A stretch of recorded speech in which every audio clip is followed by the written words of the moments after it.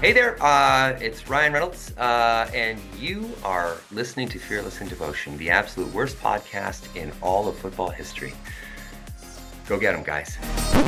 Here they come, a mighty champions, raise your voices.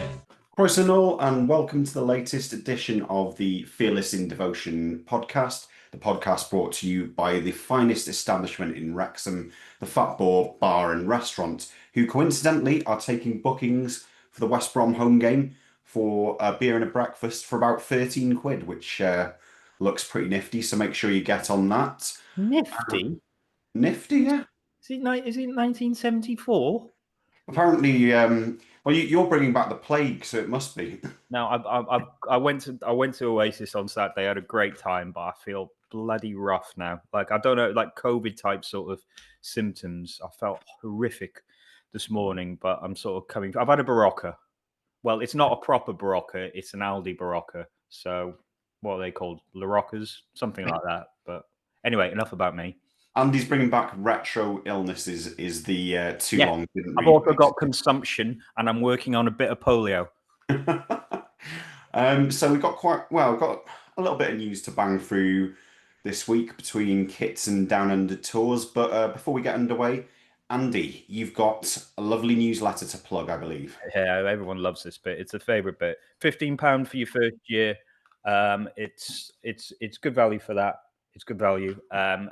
Look, people are asking why it goes up to £40 the next year. Well, that's basically not due to us. It's due to Substack, because Substack have a very minimum pricing, and it has to go up to a certain level. We're actually below that at the moment. That's why we're trying to sort of get as many people in as possible, and hopefully you'll sort of think it's pretty good value for even more than the £15 introductory. But anyway, give it a go. There's plenty in it. It's something that me and Tim and I love to do. So please have a look. Yep, lovely plug as ever. Right, kit news. Let's get straight into that, because I think that's the biggest one of the week. Tim is beautifully adorned in a retro classic to coincide with the launch of our very own sort of retro classic. Let's start off with the new home shirt, shall we, seeing as Tim's adorning that and you are our kit maestro. Tim, what were your immediate thoughts when you saw the beautiful new Macron number?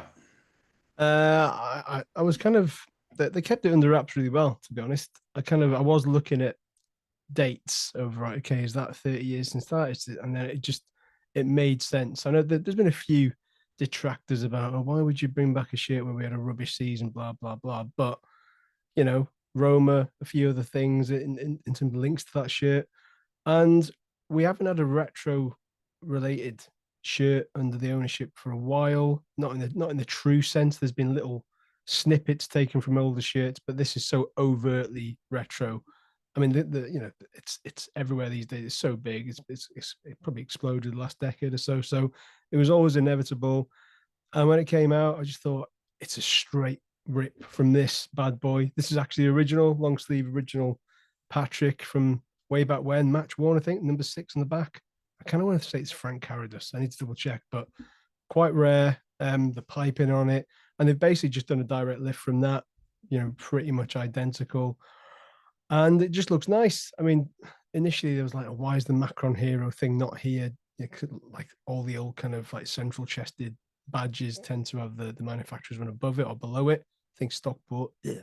And they had their Puma logo below theirs last season. So, but little things like that don't really matter. It's going to sell in its droves. It's lovely. It's really nice looking kit. They've still got the Gresswood Memorial on there, right at the bottom left hand corner. So that's been incorporated as it always should be. I just think it's a modern classic. It's a future classic. It's a retro classic in the true sense. So I think they've really hit it out of the park with that. When even the marketing campaign was really spot on, they really ramped it up. I noticed that a lot. I know we had this sort of tri-city approach on the launch with Wrexham, New York, and Melbourne, I think it was, wasn't it? Before that game. So they've kind of had the eyes and ears on it everywhere. And it's just a really, really good kit. And it's nice that we're getting these bespoke ones over and over again. So I'm delighted with it. I'm just naturally waiting for the long sleeves, as you can see. So I just thought I'd throw on a kind of 43-year-old kit for now.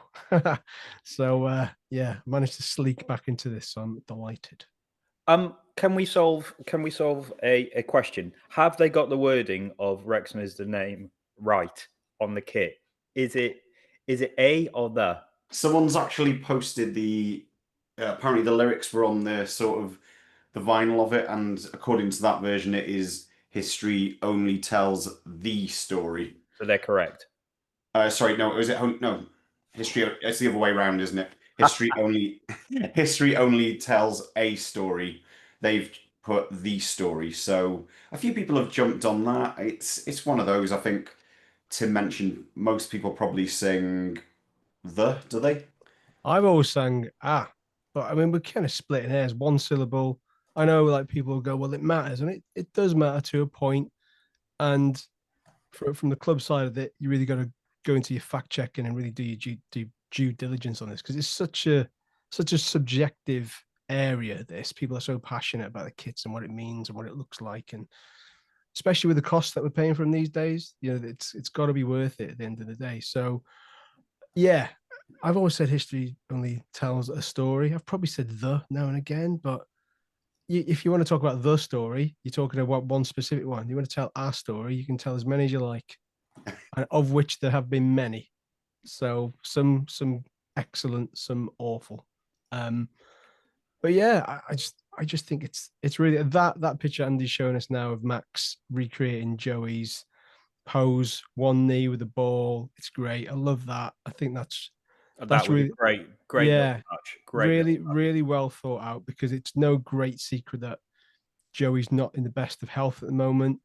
Obviously, we've seen him make a few appearances in recent times, and that seems to have kind of stopped a little bit more recently. And naturally, people assume things have taken a toll for the worse, but we don't know that.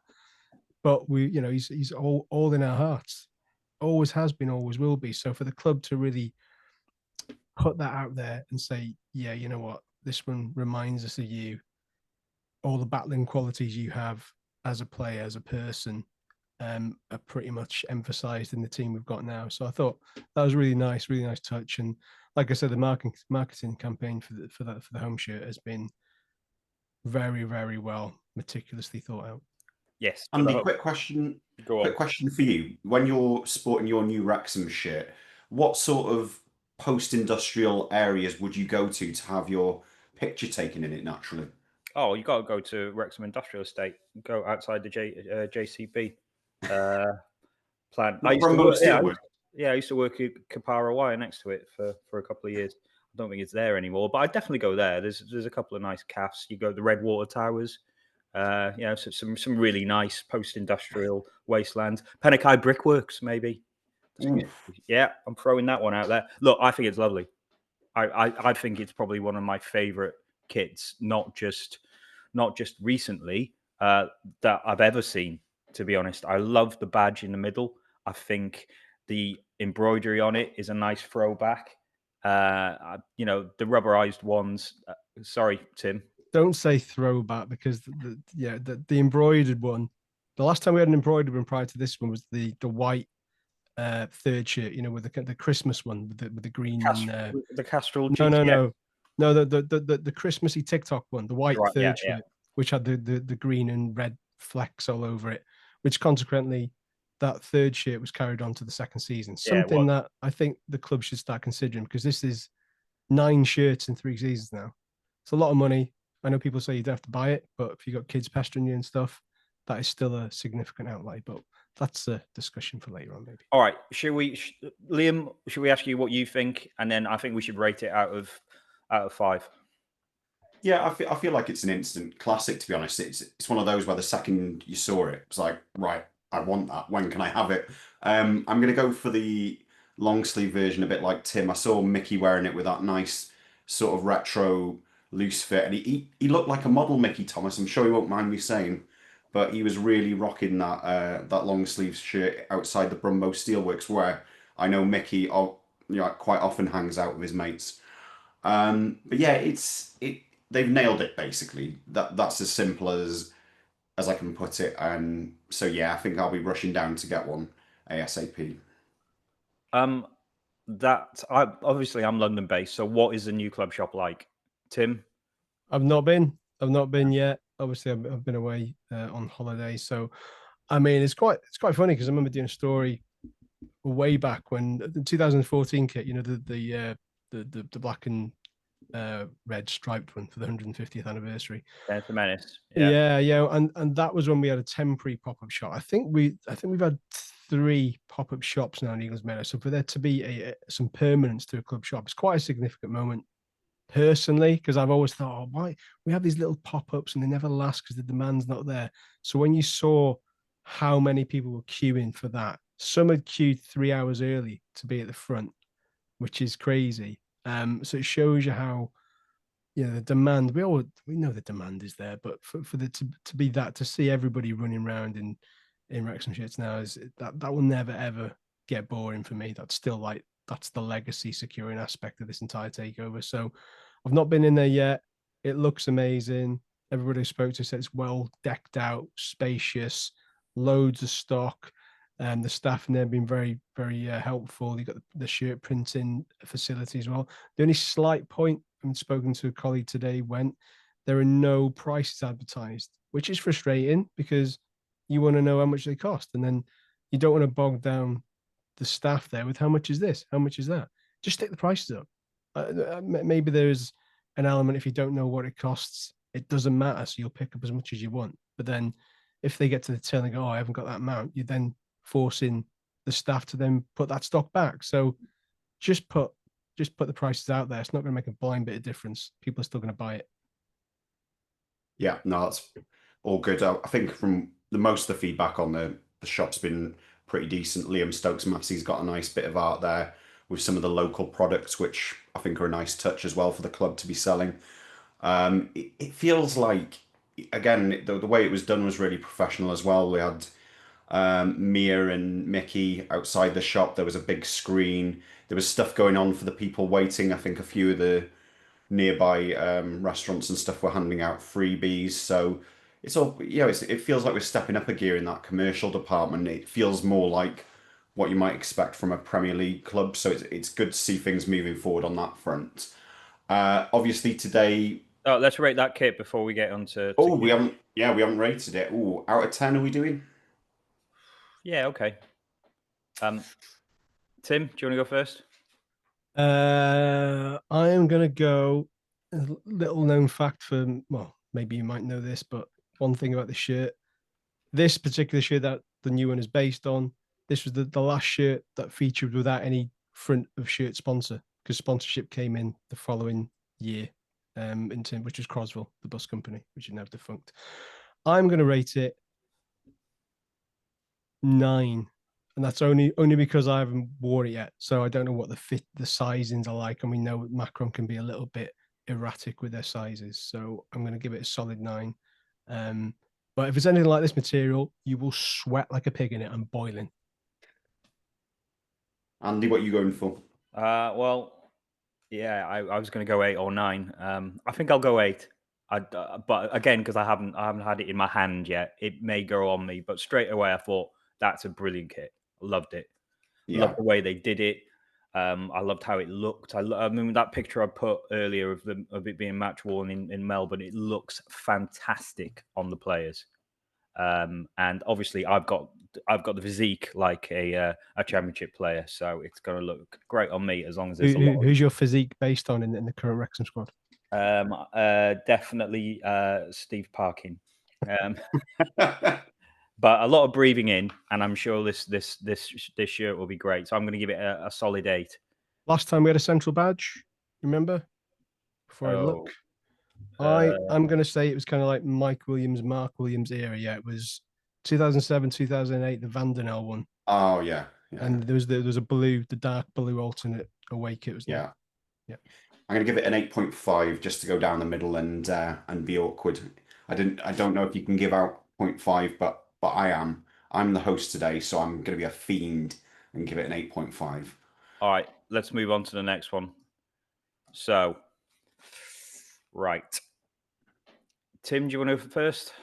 Okay. Well, let's park the picture that you're now showing, which is I'm coming to the other one. Don't worry. Well, I think yeah, we all know the other. We know the picture that we want to. For the benefit of the tape, for the benefit of the audio listeners, Andy is showing a picture of Tom O'Connor wearing the new Wrexham away kit, yellow and green number, and there's also one of Arthur in a goalie ship. We'll move on to that. We'll start off with the away kits. Let's get some immediate thoughts because actually it dropped a bit early, courtesy of our new sporting partners, Dick's. Living up to their name by Yeah. leaking it.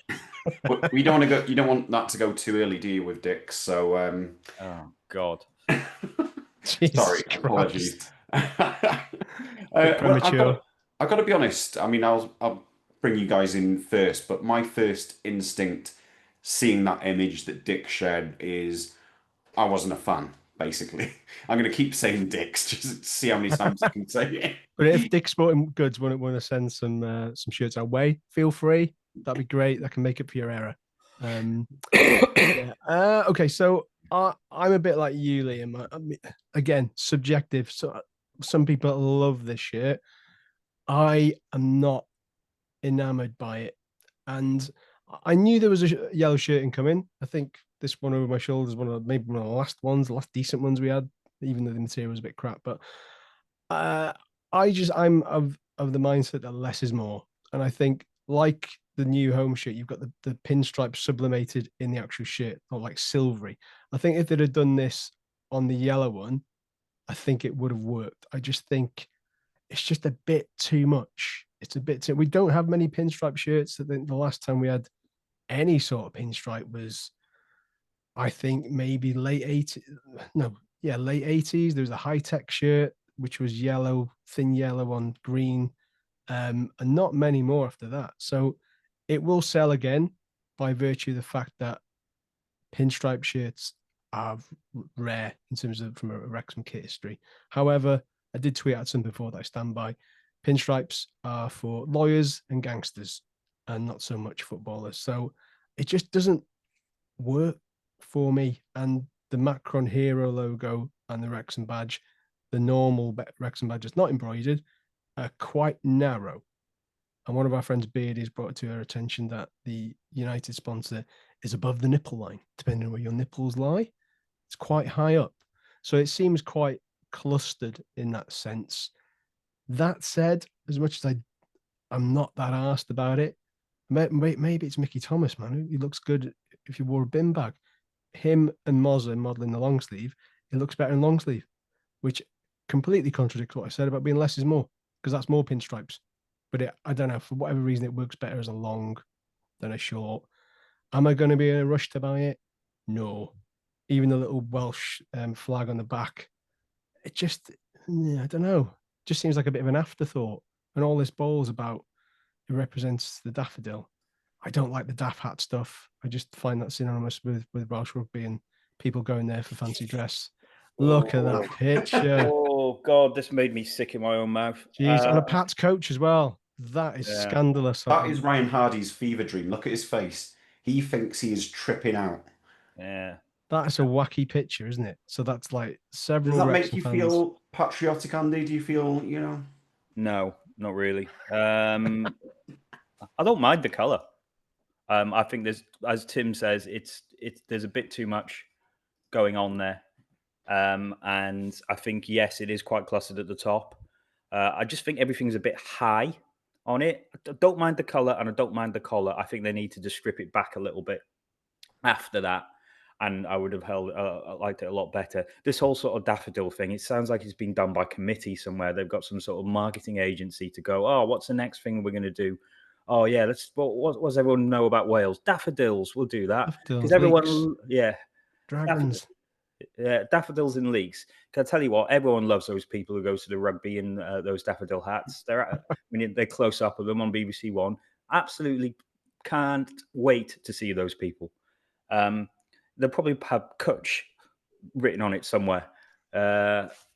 Just to. I like the fact you're so annoyed. You just did like a Frank Warren twitch. You're like, Kutch. Look, I don't mind the color. It's not a winner for me like the first one is. I don't like where they got the campaign so right on the first one. It's missed the mark a little bit for me. But it's like what we were talking about last week, Tim. You know, when he said we're talking about that monologue, and it worked very well for some people, and it made other people vomit. It made me vomit, but to be honest, you told them that as well. I know. Well, Told the producers I hate your monologues and get Mark G to do it. I didn't say that. I didn't say that, and you trapped me. You trapped me, LBW there. But that bit doesn't really resonate with me. But you know, we've had a lot worse kits than that. If I had to rate it, I would give it a solid 6, and I probably will buy it again when I see it and when I, put it on. It maybe the color really suits. But will you be buying it from a backwater sweatshop in Laos? Thanks for bringing that up. Is everyone just trying to, while I'm ill, just trying to score points off me? Just need to spend some time in the sunshine. I tell you what, I felt sorry for those people because they just got that batch of Wrexham kits in, and now they've changed it.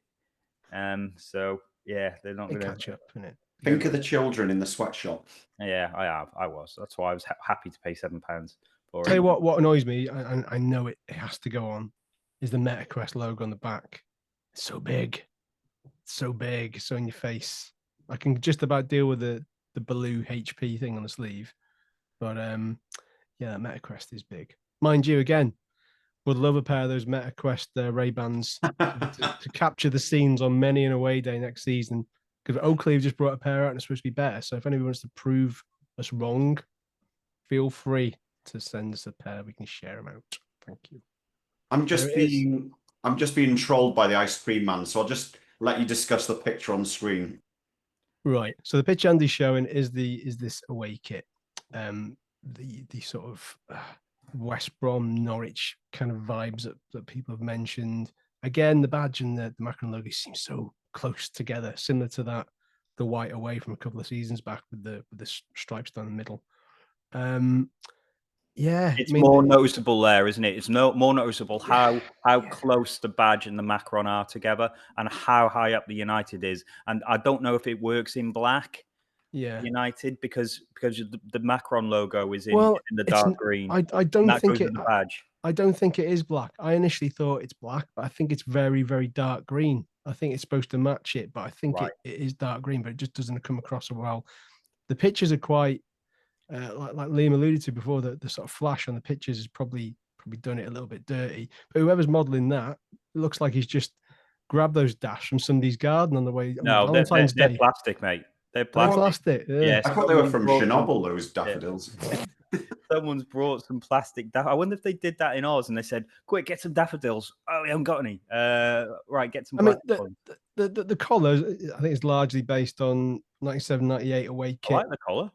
Yeah, 97-98 away, very, very almost identical, to be honest. So yeah. Yeah, I mean, I'm a self-confessed kit snob, so what can I say? It's going to sell loads. Everything that we put out now is going to sell loads. All right. You know, I've got a bigger beamy bonnet about some of the training gear, but you already know that. But that's the way it is. All right. What do you want for the third kit? Well, we know what's supposedly coming. Should we rate this one first before we get into? Yeah, we'll rate this one then. Out of 10, go on, Andy. 6 for me. 6 for you, Liam. I'm going to go for. I think it looks better actually on a player, but I'm going to go for 5. It's just not hit the mark for me. Yeah, I think I'll concur. Solid 5. It's neither here, it's neither there. But again, it's one of those, isn't it? I mean, I last season's home kit I thought was horrible when it first came out, but that was probably something to do with the marketing campaign. And I went and put it on. It's like, it's amazing. So I could completely backtrack on these comments and make myself look like a right tosser. So I'm going to go with a 5 as well. I don't know, just because it reminds me of an old Morrison's uniform, like a sideways notepad. So it's very Norwich, isn't it?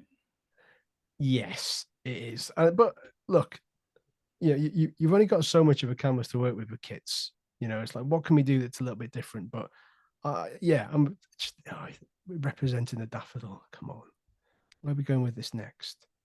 You know, I don't know. I just want to see Andy come in a daffodil to a match in future as like a bet, a forfeit or something like that. I think yeah, everyone would appreciate that. Coming back to our so are we done with kits? Are we done with I'll just training? what we're getting for the third kit. That's all I want to know. Oh, I think you should wear a daft hat as part of your ring entrance in your fight with James McLean. So That's made him cough. coughing to death. Just finished him off. Dear me. Yeah. So anyway, third kit, I think it was mentioned. It's been rumored that it's going to have Argentina, Patagonia kind of vibes, pale blue and white stripes. I think hoops is the latest I've heard. Hoops. Ooh, that's not a bad idea.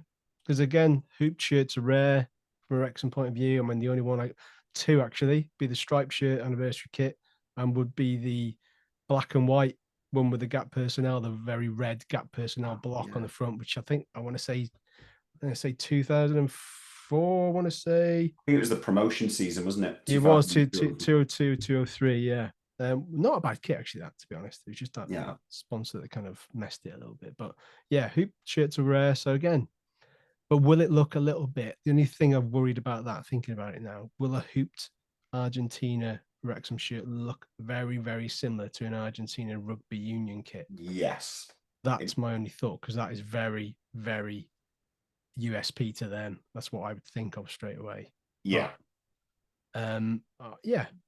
Yeah, it'd be interesting. I would have liked them to have done a white version of the home kit, which was originally at the time just white with red piping, just like classy, you know. Yeah. You can wear that to a dinner ball as well as on the terraces. So. I feel like it could go one or two ways, the third kit. It's either going to be absolutely bob on, they'll nail everything again, or I'm going to hate it. And there's just no in between for that. I don't know why. I think it's one of those concepts that either works and it's spot on, or it doesn't. But I mean, whatever happens for me, you've got the home shirt, which is an absolute instant classic. So we'll wait and see what happens on that. I don't think we've got a date yet for the third shirt, have we? Saturday, I believe.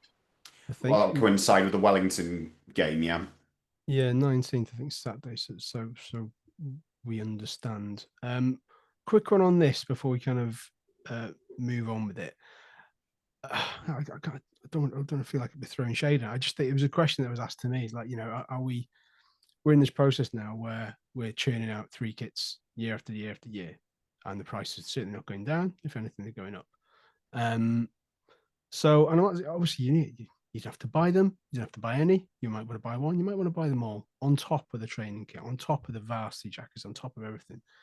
Part of a business, I understand that.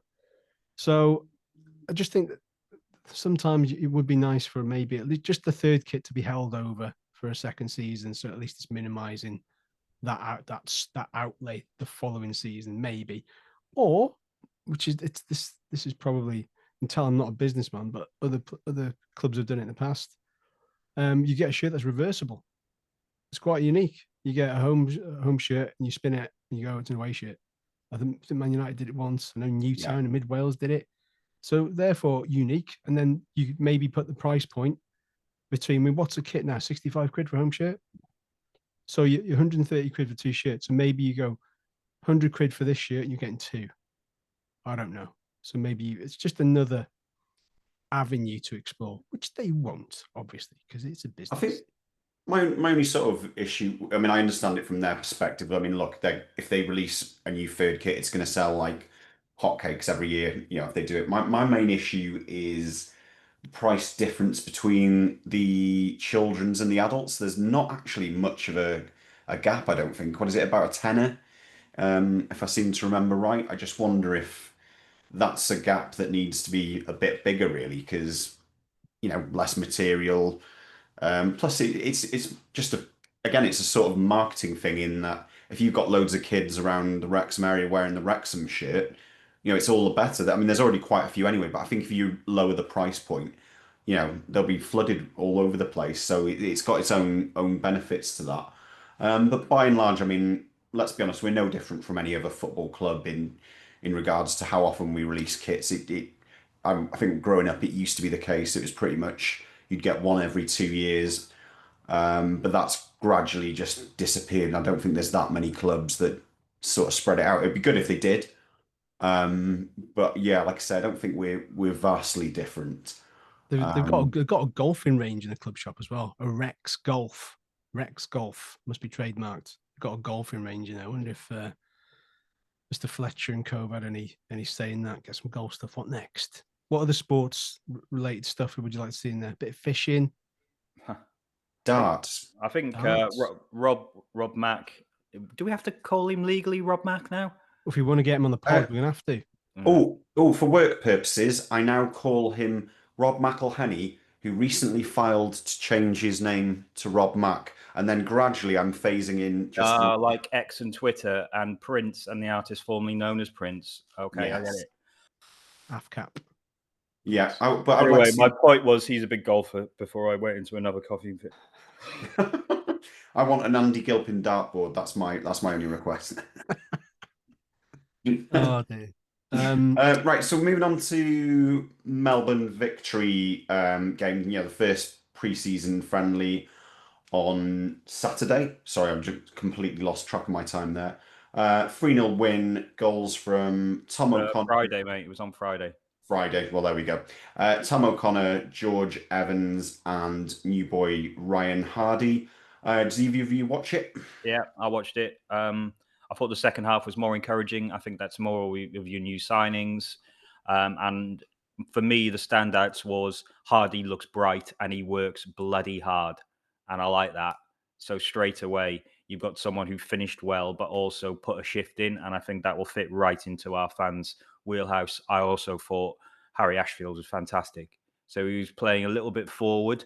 I just think that lad's got everything. And I really do see him being in and around the first team this season. And I wonder if that's why they haven't moved for an attacking mid yet. Maybe they do think it'd be Ashfield and Lee who can make a difference in the championship. I don't know. I just think the lad's got talent.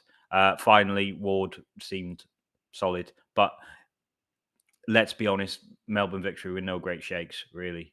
I know we're a championship team now, and we should be beating ASL. Is it ASL? Yeah, Australian Soccer League. We should be beating teams like that, but I thought we beat them a little too easily, to be honest. So considering it was our first game. Yeah, I managed to catch some of it on S4C Click. I thoroughly enjoyed hearing Malcolm Allen talking about jumpers for goalposts when he was talking about a Brazilian player. That took me back to the Fast Show. Overall, it's hard to read too much into these games, but second half definitely better than the first. There was like Hardy. I love the run he made for the goal. He's just really attacking that sort of 6-yard area. Tim, did you manage to catch any of it while you were out on your jollies? Caught a little bit when I was on the train to Toulouse. So yeah, I wasn't really paying that much attention, to be honest. Good cross for the third goal, I want to say. Was that Ollie Palmer with a cross? Longman was bright. Longman was it's Longman's place to lose already. I mean, he's just going to carry on where he continued last season, I think. So, I didn't watch a lot of it, and I'm kind of taking these ones with a bit more of a pinch of salt. I know we played, Premier League and the newly crowned club, whatever, World Club champions or what it is, Chelsea last year and all that, but maybe these are more realistic ones. I don't know in terms of what Australian soccer and where the level's at, but it'll be very interesting to see whether we get one announced soon around this neck. I was going to say that. Look, because we've got 3 nothing weeks announced. We've got nothing announced when we come back. And I think that then surely, they're ramping up the anticipation now. Some new signings, so supposedly some more new signings coming in, which we'll get to shortly. The shirts, the tour. You got Ben Foster and Ben Tozer out there in ambassadorial roles. It's all leading somewhere, and they're trying to ramp up the hype again. And I just think it would be good to sort of really hammer down a friendly. And if it's not going to be at the Kairos because of the pitch, then let it be somewhere reasonably close, but that's going to be able to house enough fans for quite a nice, handsome payday, wherever that may be, if it's Sunday at a lower level. If not, obviously there was a lot of mention about New Everton Stadium having something, but there's got to be something. We're not going to come back and do nothing for 3 weeks. There has to be something. If I was Parky, that would be the thing that was most concerning me after signings, because you need to have that test. They've gone a hell of a long way and played some very sort of, I'm not going to say questionable teams because it's a strong league, but of some very sort of unexpected teams, if you know what I mean. You don't know where that team is compared to a championship team. Probably, I would say, a lot lower. So you need a real test and a real battle. And I think that's what, if I was Parky, that's what I would be really leaning on to get sorted as soon as possible. Now, it may be that they are all sorted and they just haven't announced them, but with these, you need to announce them as soon as possible because people need to travel. People need to book time off work if they have to. So, yeah, I would be looking for them to make an announcement pretty soon on that. Feels like sort of Nantwich has quite often been our like fallback option in recent years. So I wonder if that would potentially be the case. Mate, if we're playing Nantwich with a couple of weeks to go before a championship season, I don't think it's enough. I really think we need. Oh no, I get it. Yeah, I really think we need a top level It opposition. might be like Wolves or something. It'd be nice, wouldn't it? Not Yeah, a million something miles like that. away. Yeah. You know, good test. That'd be decent. yeah. So I think we're all pretty much agreed on that it would be decent to have something when we get back home. At the time of going out, the Sydney game is due on Tuesday. So that is a very similar sort of test, really, to what we faced in Melbourne. I think Parky's been quoted as saying that so in the first game he went for a different team each half, each 45. This one, I think he said he's going to do 60-30.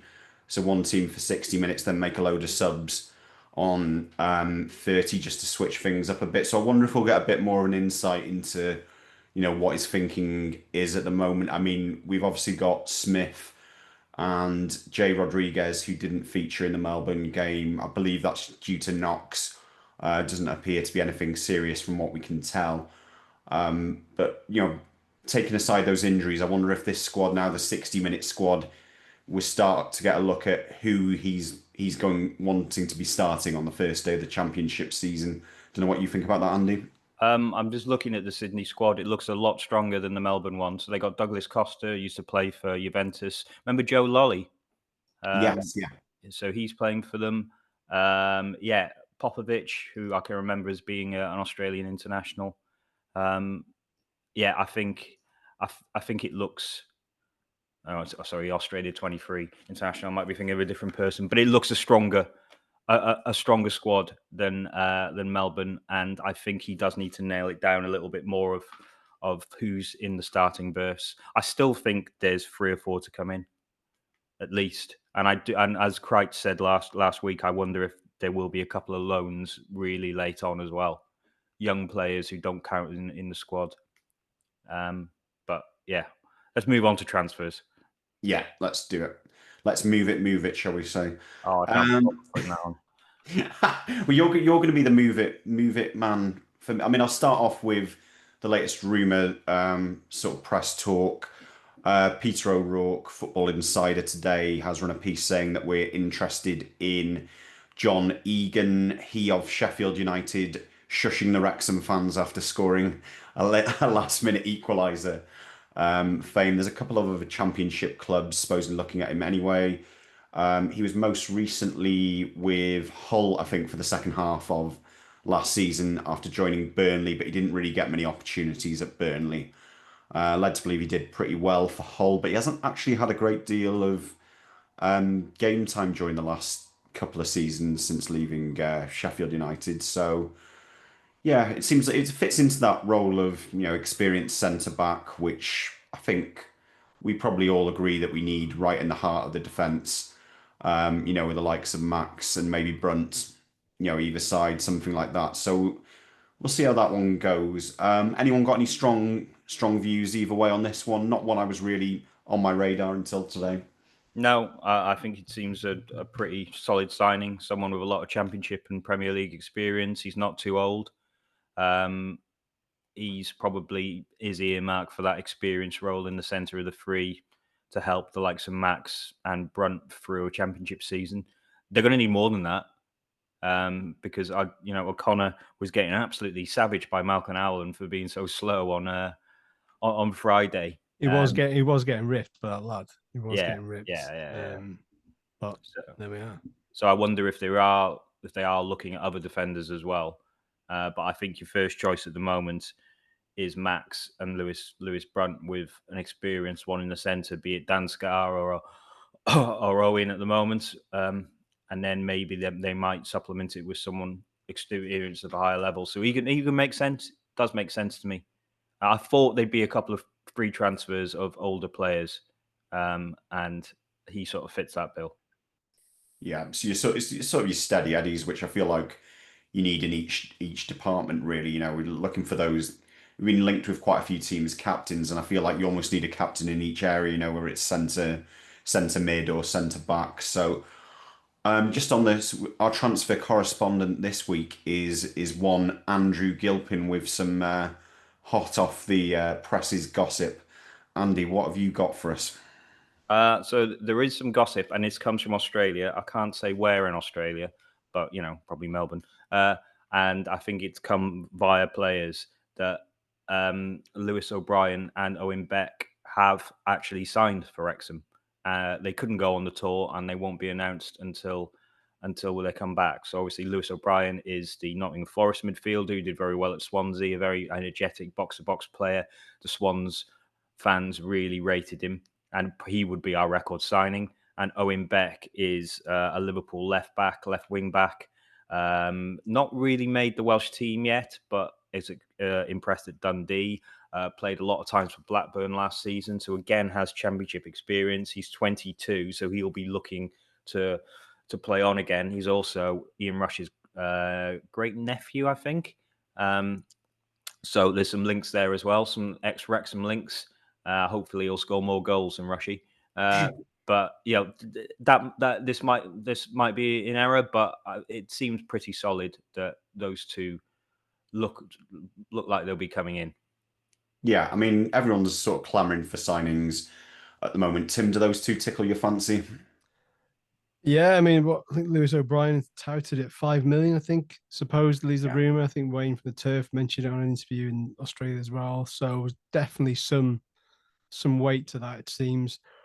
And yeah, he's done well for Swansea. It's nice to sort of get one over on them, especially now they're now getting fronted up by Snoop Dogg. So that'll be interesting. I'm not sure what that was about.